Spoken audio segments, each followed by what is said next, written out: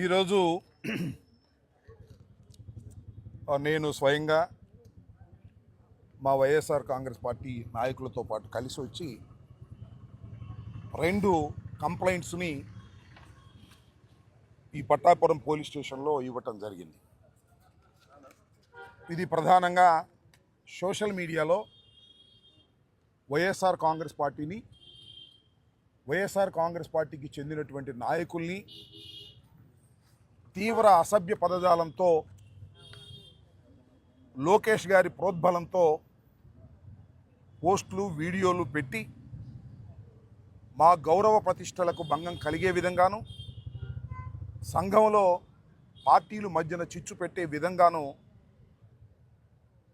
గత కొంతకాలంగా ఐటీడీపీ ఆధ్వర్యంలో జరుగుతున్నటువంటి సోషల్ మీడియాలో అరాచకాన్ని అడ్డుకునేందుకు ఒక ఉద్యమ రూపంలో వైఎస్ఆర్ కాంగ్రెస్ పార్టీ తరఫున మేము పనిచేస్తున్నామని ఈ సందర్భంగా చెప్పదలుచుకున్నాను.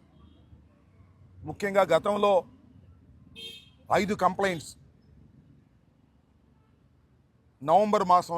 పోయిన సంవత్సరం నవంబర్ మాసంలో ఇవ్వటం జరిగింది. 5 కంప్లైంట్స్ కూడా పోలీసు వారు రిజిస్టర్ చేయలేదు. చేయకపోతే హైకోర్టుని ఆశ్రయించడం జరిగింది. హైకోర్టులో 4 కేసులు రిజిస్టర్ చేశారు. ఇంకొక కేసు రిజిస్టర్ చేయలేదు. అది కూడా ఇంకా హైకోర్టులో పెండింగ్లో ఉంది. ఇది ఇలా ఉంటే సీమరాజు అనే ఒక వ్యక్తి, ఆయన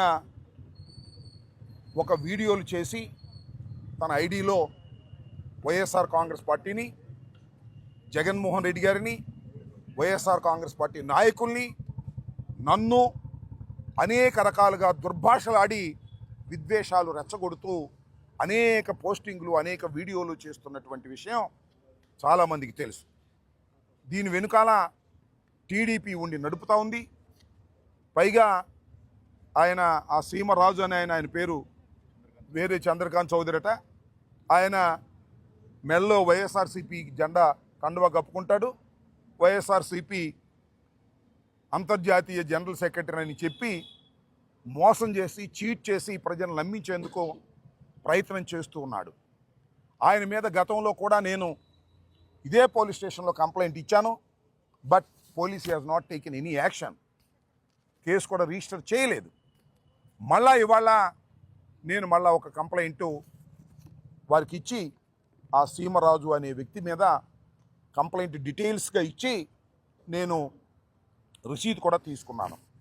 ఎందుకు రసీదు తీసుకున్నానంటే, పోలీసు వారు రిజిస్టర్ చేయరని, చేయకపోతే న్యాయస్థానాలను ఆశ్రయించవలసిన అవసరం ఉంటుందని రసీదు తీసుకున్నాను. రసీదులు ఇవ్వటం అనేది వారి డ్యూటీ.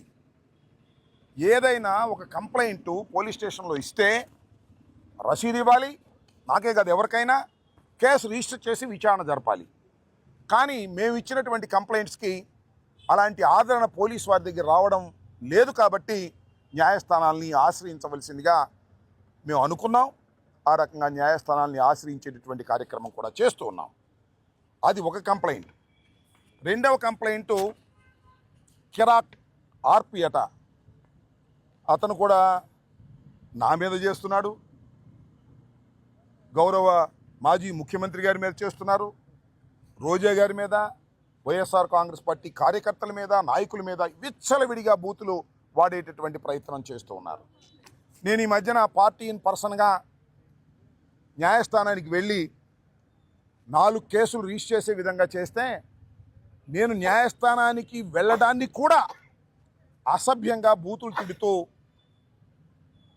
వీడియోలో చేసి పెట్టారు. ఇది నిజానికి చట్ట ప్రకారంగా న్యాయస్థానాన్ని కూడా కించపరిచే విధంగా ఆ కిరాక్ ఆర్పి అని ఆయన మాట్లాడటం జరిగిందని ఈ సందర్భంగా నేను చెప్పదలుచుకున్నాను.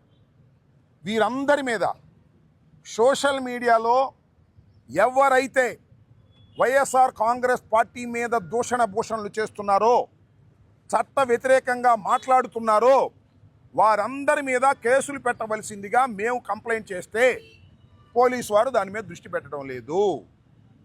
అదే వైసీపీకి సోషల్ మీడియాకు సంబంధించి ఎవరైనా కంప్లైంట్ ఇస్తే చాలు, లేనిపోని సెక్షన్లన్నీ వేసి వారిని నెలల తరబడి జైల్లో పెట్టి భయపెట్టేటటువంటి కార్యక్రమం చేస్తున్నారు. దీనికి వ్యతిరేకంగా ఒక ఉద్యమ రూపంలో మేము ఇవాళ ఈ కార్యక్రమాన్ని చేపట్టామని మనవి చేస్తున్నాను. ఆ గౌరవనీయులైనటువంటి సీమరాజు గారు కానీ లేదా ఆ గౌరవనీయులైన కిరాక్ ఆర్పి గారు కానివ్వండి, వాళ్ళు చట్ట వ్యతిరేకంగా వ్యవహరిస్తున్నారు సోషల్ మీడియాలో. సీమరాజైనా సింహరాజైనా కిరాక్ ఆర్పి అయినా కిరికిరి కిష్టయ్య అయినా ఎవరైనా చట్టం ముందు సమానమే అనేది నిరూపించే తాపత్రయంలో మేము ఉన్నామని మనవి చేస్తున్నాం. దీన్ని మళ్ళా ఇవాళ రిజిస్టర్ చేయకపోతే మళ్ళా సూపరింటెండెంట్ ఆఫ్ పోలీస్కి మళ్ళా సంప్రదిస్తాం. అవసరమైతే హైకోర్టుకు వెళ్తాం.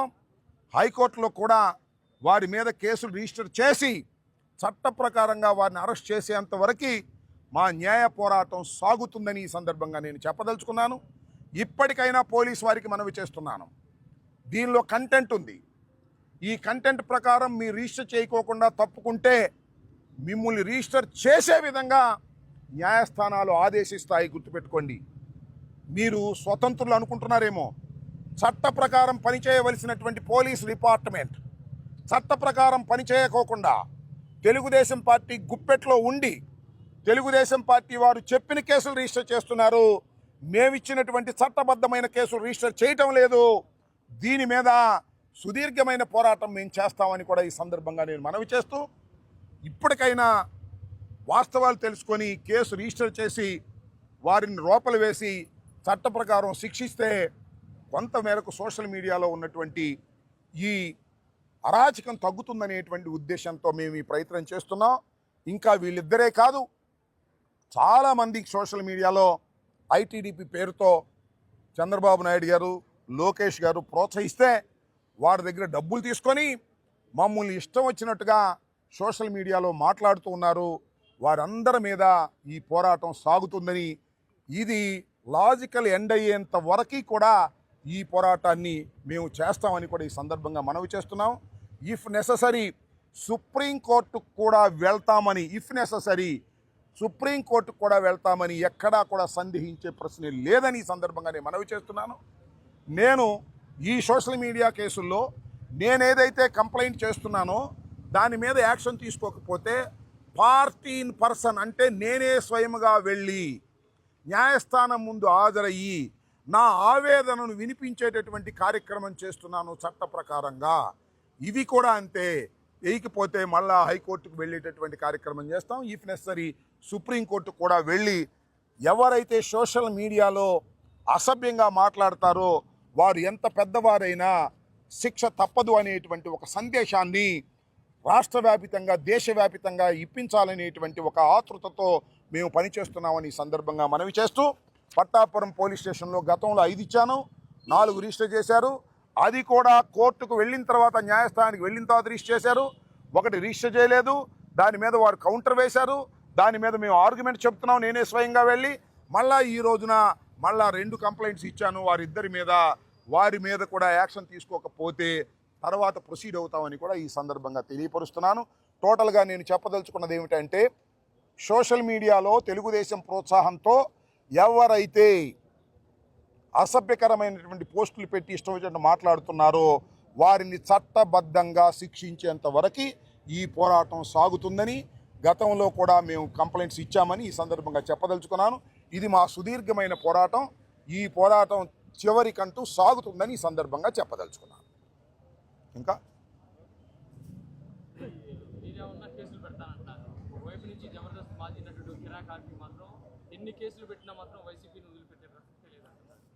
అతను ఏమంటున్నాడు ఏమిటనే విషయాలు నేను పట్టించుకోను.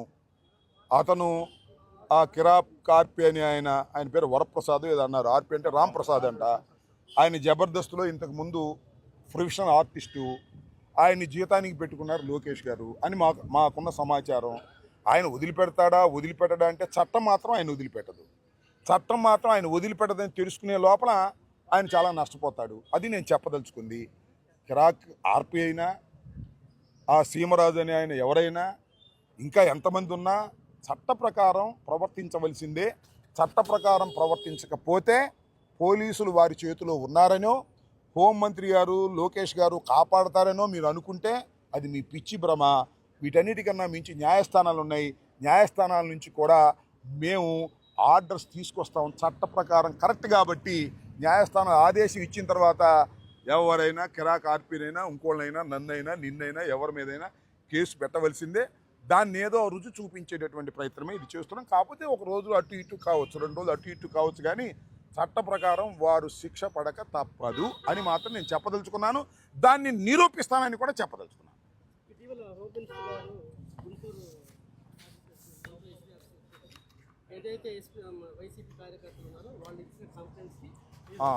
ఈ మధ్యన హోంమంత్రి గారు గుంటూరు వచ్చినప్పుడు మేము తెలుగుదేశం వారు ఇచ్చినా, వైసీపీ వారు ఇచ్చినా, ఎవరిచ్చినా కంప్లైంట్స్ రిజిస్టర్ చేస్తాం అన్నారు. తేలిపోతుందిగా.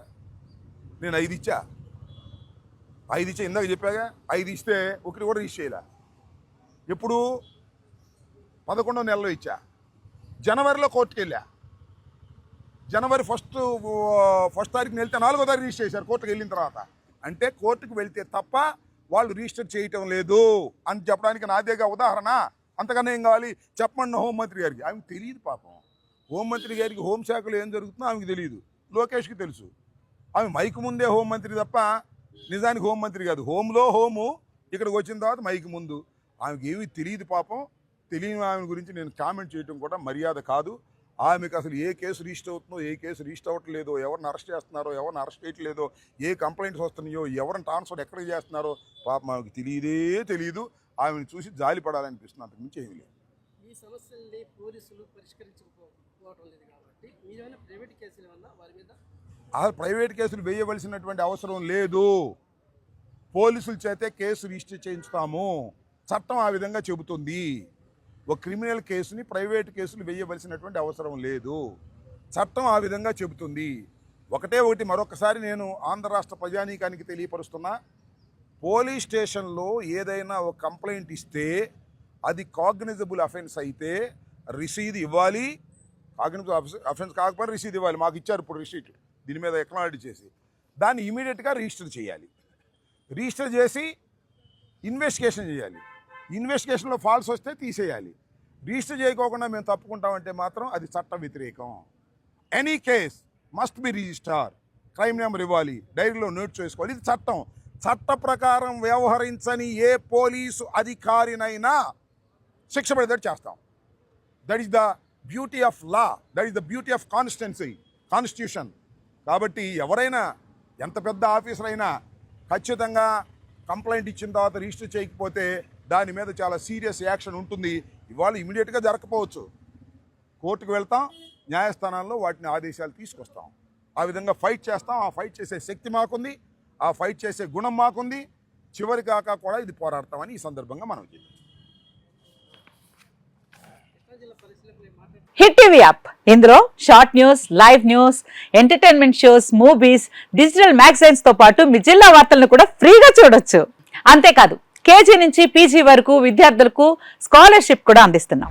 ప్రతి వారం 10 మందికి లక్కీ డ్రా ద్వారా ఒక్కొక్కరికి 10,000 రూపాయలు అందిస్తున్నాం.